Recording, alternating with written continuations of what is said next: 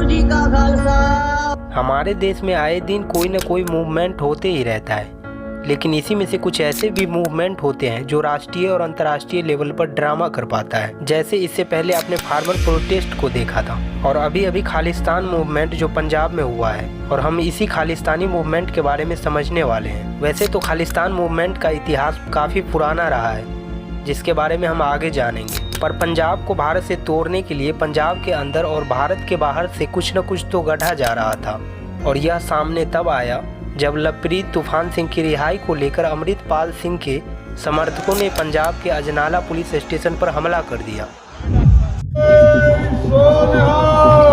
भगोड़े अमृतपाल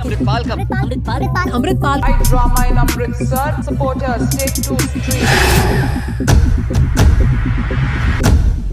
लवप्रीत सिंह, जिसे तूफान के नाम से भी जाना जाता है, और यह पंजाब के गुरदासपुर डिस्ट्रिक्ट का रहने वाला है, और यह बारिश पंजाब देह का मेंबर भी है। इसके ऊपर और इसके साथी बलदेव सिंह और अमृतपाल सिंह संधू पर किडनैपिंग एंड असॉल्ट केस का मामला दर्ज, और इसी वजह से लवप्रीत सिंह को अजनाला पुलिस स्टेशन में रखा गया था। पर सैकड़ों की भीड़ में अमृतपाल और वारिस पंजाब दे के सपोर्टर ने 23 फरवरी को पुलिस स्टेशन पर अटैक कर दिया, और इन सारे लोगों के हाथों में तलवार, गन्स और वेपन्स भी था, जो आप वीडियो में बिल्कुल साफ साफ देख सकते हैं,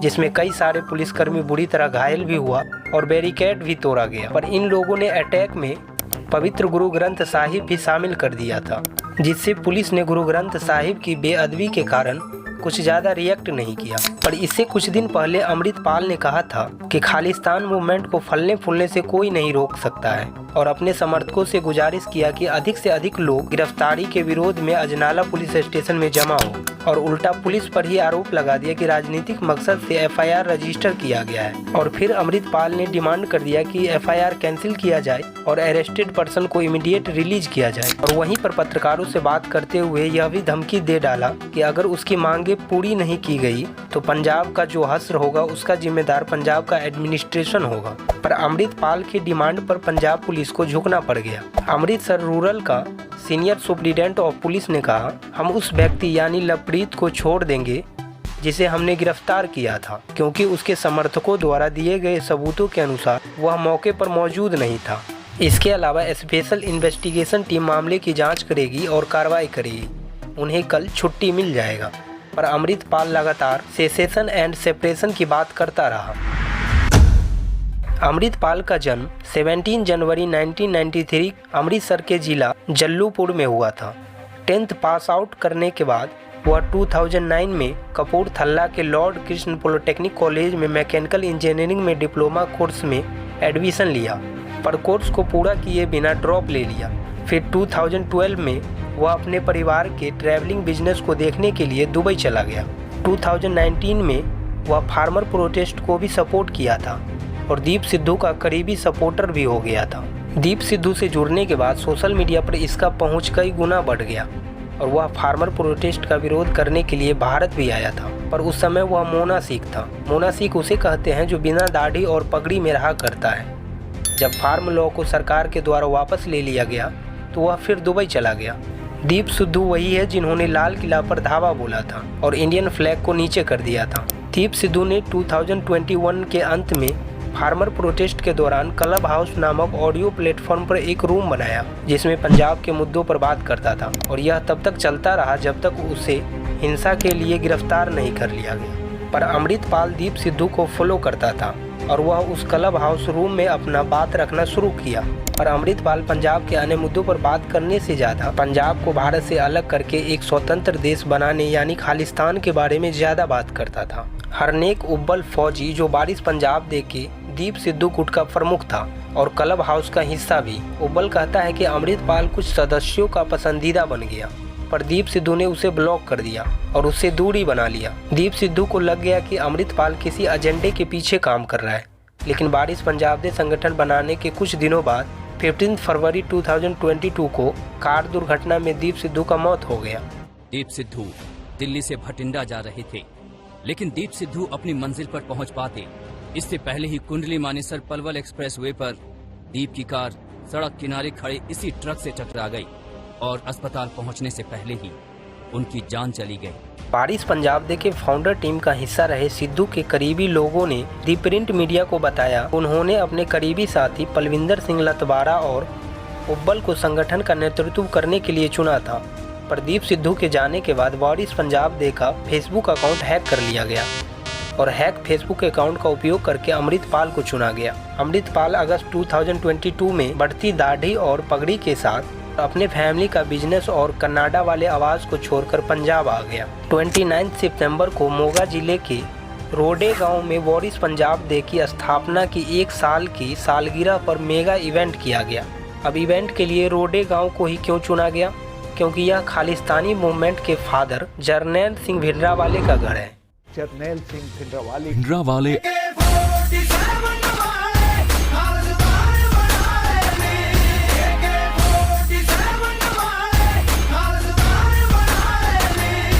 अमृतपाल सिंह कहता है कि सिख 150 साल से गुलाम हैं। पहले हम अंग्रेजों के गुलाम थे, अब हम हिंदुओं के गुलाम हैं। हम पूरी तरह से आज़ाद तभी हो सकते हैं जब हमारे पास सिख शासन होगा। अमृतपाल एक भाषण में कहता है कि हमारा पानी लूटा जा रहा है, हमारे गुरु का अपमान किया जा रहा है, हमारी भूमि में कारखानों का अतिक्रमण किया जा रहा है, हमारा भूजल समाप्त हो रहा है, हमारी पगड़ी का अनादर किया जा रहा है, हमारे राष्ट्र के प्रमुख लोग हमें केसधारी कहते हैं, यानी लंबे बाल वाला हिंदू। ये सभी कथित गुलामी के संकेत हैं। पंजाबी लेखक और पत्रकार अमनदीप संधू का कहना है कि भारत लौटने के बाद पंजाब में सामाजिक समस्याओं को उठाया है जो वहाँ के लोगों को पसंद भी आ रहा है। पंजाब पहुँचने पर अमृतपाल ने सबसे पहला काम किया वह है ड्रग रिहैब सेंटर स्थापित करना। कई सालों से पंजाब व्यापक रूप से नशीली दवाओं के दुरुपयोग की समस्या से पीड़ित है। Post graduate institute of medical education and research के द्वारा किए गए एक स्टडी में पता चला है 30 मिलियन पॉपुलेशन वाले राज्य में 15% आबादी दवाओं का सेवन कर रही है। 2021 में इकोनॉमिक सर्वे में बताया गया पंजाब में बेरोजगारी दर 7.4% है जो भारत में सबसे अधिक है। भले ही ड्रग्स और बेरोजगारी दोनों ही पॉलिटिकल पोल्स में मुद्दा रहता है, पर न तो पहले के सरकार में कुछ खास बदलाव दिखा और न ही वर्तमान में आपके मान सरकार में। खालिस्तान मूवमेंट वर्तमान पंजाब को एक संपूर्ण सिख कंट्री के लिए लड़े जाने वाला लड़ाई है। 1984 के ऑपरेशन ब्लू स्टार और 1986 के ऑपरेशन ब्लैक थंडर के बाद भारत में इस आंदोलन को लगभग समाप्त कर दिया गया। आंदोलन की शुरुआत भारत के स्वतंत्रता के बाद धार्मिक रूप से बंटवारा के आधार पर किया जाने लगा। पंजाब प्रांत को भारत और पाकिस्तान के बीच विभाजित किया गया था, जिसके कारण सबसे खराब सांप्रदायिक हिंसा देखने को मिला। इसमें वेस्ट में फंसे सिख और हिंदू ईस्ट के तरफ पलायन किया और ईस्ट में फंसे मुसलमान सब वेस्ट के तरफ चले गए। लाहौर जो महाराजा रणजीत सिंह के महान सिख साम्राज्य की राजधानी थी, जो पाकिस्तान चली गई। लेकिन उस समय भारत में सिख एक छोटे से अल्पसंख्यक थे जिनका आबादी ओनली 2% था। पंजाबी भाषी राज्य के निर्माण के लिए आंदोलन पंजाबी सूबा मूवमेंट के साथ ही शुरू हो गया था, पर 1955 में स्टेट रीऑर्गेनाइजेशन कमीशन ने इस मांग को खारिज कर दिया। लेकिन 1966 में बरसों के विरोध के बाद पंजाबी सूबा की मांग को रिफ्लेक्ट करने के लिए पंजाब राज्य को रीऑर्गेनाइज किया गया। लेकिन उस समय के पंजाब राज्य को 3 भागों में बांट दिया गया। हिंदी भाषी को हिमाचल में, हरियाणा को हिंदू बहुल और पंजाबी भाषी को सिख राज्य पंजाब के रूप में। पंजाबी सूबा आंदोलन ने अकाली दल को प्रेरित किया, जो नए सिख बहुल पंजाब में एक बड़ी ताकत बनकर उभरा और 1967 एंड 1969 के विधानसभा चुनाव में कांग्रेस को कड़ी टक्कर दिया। लेकिन 1971 के लोकसभा चुनाव में इंदिरा गांधी की जबरदस्त जीत के बाद 1972 में अकाली दल का प्रदर्शन उतना सही नहीं रहा। लेकिन आनंद साहिब रेजोल्यूशन ने पंजाब स्टेट के लिए ऑटोनॉमी की मांग की। उन क्षेत्रों की पहचान की जाए जो अन्य राज्य के हिस्सा होंगे। अकाली दल एक ऑटोनॉमी स्टेट की बढ़ती मांग को भुनाने की कोशिश कर रहा था, जो पंजाबी सूबा मूवमेंट के साथ शुरू हुआ था और 1971 तक वैश्विक हो गया। कैनेडियन रिपोर्टर टेरी मेल्वेस्की ने अपनी पुस्तक blood for blood 50 years of the global Khalistani project में लिखा है कि कुछ रिपोर्टर्स का दावा है कि कांग्रेस के पॉलिटिकल फायदा के लिए अकालियों के खिलाफ खड़े होने के लिए भिंडरावाले को इंदिरा गांधी के बेटे संजय गांधी ने सहारा दिया था।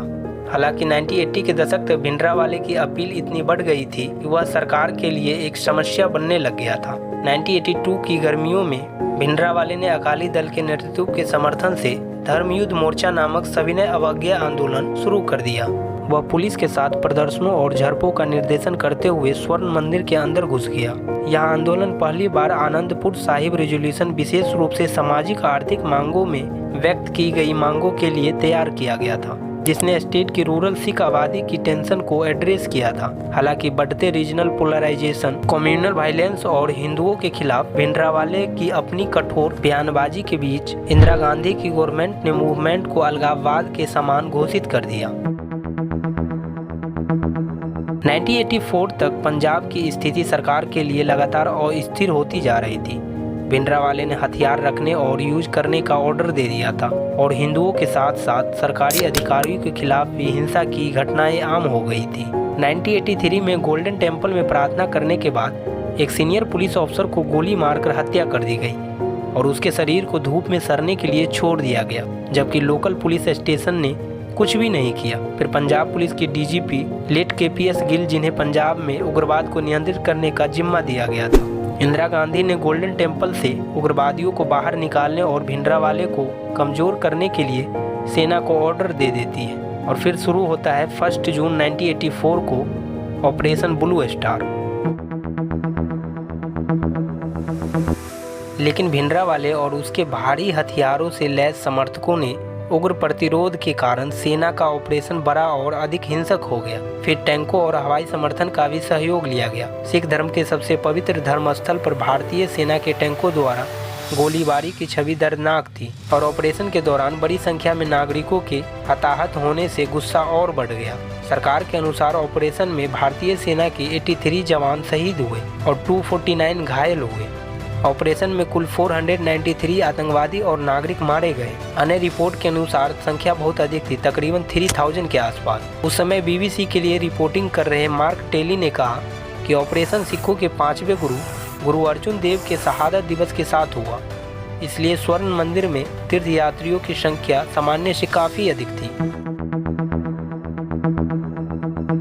जबकि ऑपरेशन अपने उद्देश्य में स्पष्ट रूप से सफल रहा।